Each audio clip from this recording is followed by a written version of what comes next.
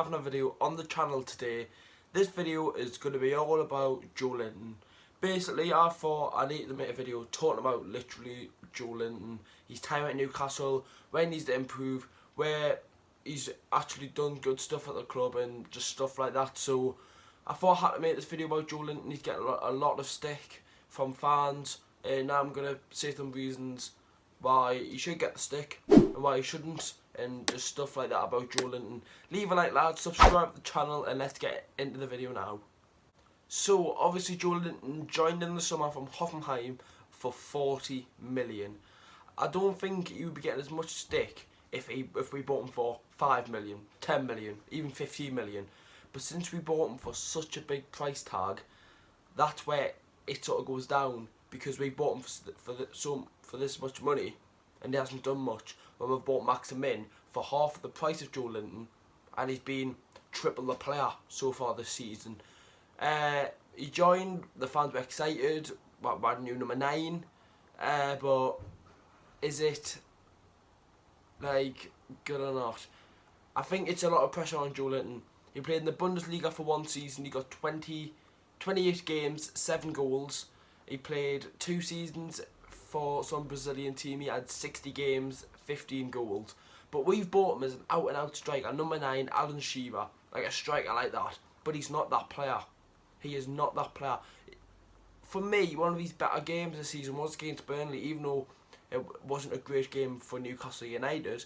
I thought Joelinton showed some promising features in the game. I thought when he got the ball, he looked alright. When Gale missed his chance, Joelinton done his work, ball came to him, outstrips Eric Peters, then put the ball in the box, then Gale to miss. Does Joelinton work better on the wing? For me, he does. For me, if you're going to play him as an out-and-out striker, you've got to have someone right next to him. If that's Muto, Cavill, Gale, you've got to have someone next to him. Simple as, I don't think you can do it in a 5-2-3 formation. Maxim and Almiron are fantastic and work hard. Right? Yes, Almiron hasn't scored yet. Joelinton's got 1 goal for the club, but Almiron works hard and he's a fan favourite at the minute, Almiron. But Joelinton, he isn't. Does he want to win back the fans? Does he care about his Newcastle United career? We don't know yet. Obviously, we bought him as an out-and-out striker, as I've said, and he got his goal against Tottenham. It was a well-taken goal, nice touchdown right into the bottom corner. He got an assist against West Ham where the ball went into the box. He headed it to Clark and Clark put it in. But there has been some games where he has stood out a little bit, and sometimes you've got to feel sorry for him. He's up there, isolated, got no one around him. I don't know, because our system we play now, it suits Andy Carroll a lot more. Joelinton isn't a player to hold the ball up. Yes, he can do it, but he's not that player. And one thing that pees me off, where people compare him to Rondon. He is not Rondon's replacement.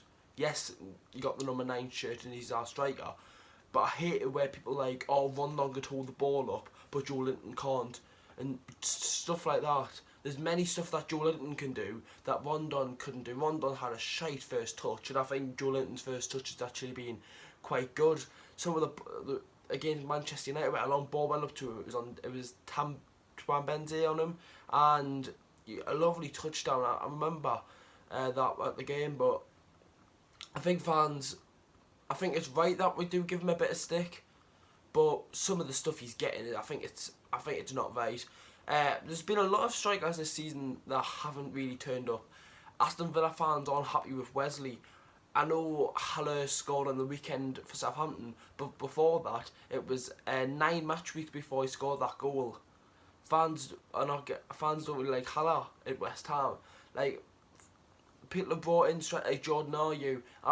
He's not obviously value for money. You bought him for 10 million, Crystal Palace, but he's had a bit of stick from the fans.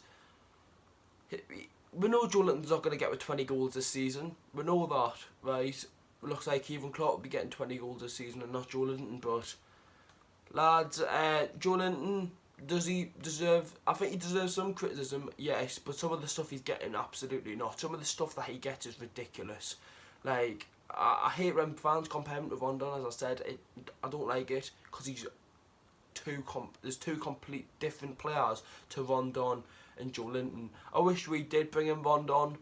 He knew the players, he knew the staff, he knew everything about the club. It would have been easier to bring in Rondon for 16.5 million, but the club want to bring in players who Newcastle want to hope to bring Joelinton for 40 million and sell him off for 60 million. That's what the club are trying to do now. And Joelinton, I want him to do well. Is his best position on the wing? Is his best position as a striker? If he's a striker, does he need someone next to him? Leave your comments in the comment section down below, all about Joelinton, lads. Leave a like, subscribe to the channel if you haven't already, boys, and I'll see you all in the preview tomorrow for the Crystal Palace game. See you all in the next one, lads, and let us know your thoughts about Joelinton.